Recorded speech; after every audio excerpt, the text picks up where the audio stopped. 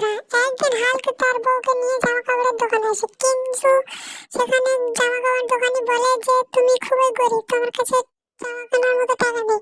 তাই সে খুবই দুঃখিত হয় এবং তার বউকে নিয়ে সেই দোকান থেকে বেরিয়ে চলে আসে এবং সে বলে যে আমি দেখবো কি করি বলে সে একটি কাজ খুঁজতে যায় এবং সে সেখানে একটি কাজ পেয়ে যায়।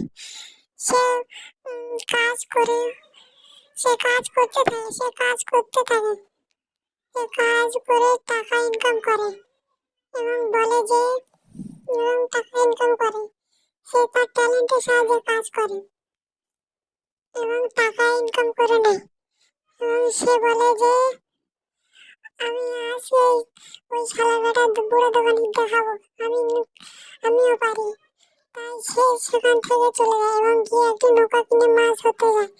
সে সেখানে একটি বড় মাছ পায়, সেই মাছটিকে বাজারে বিক্রি করতে চায় এবং সেখানে একটি লোক তার কাছ থেকে মাছটি কিনে নেয় এবং তাকে কিছু টাকা দেয়, দিয়ে মাছটি নিয়ে নেয়।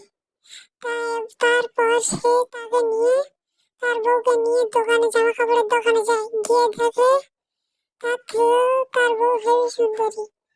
তাই সে তাকে বিয়ে করতে যায়। সে তার টাকা নিয়ে তার মুখের উপর ছুঁড়ে মারে একটি শাড়ি কেনার জন্য। দোকানদার বলে আমার ভুল হয়েছে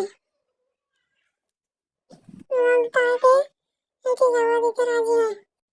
তো বন্ধুরা, ভালো লাগলে লাইক শেয়ার কমেন্ট করে যাবে।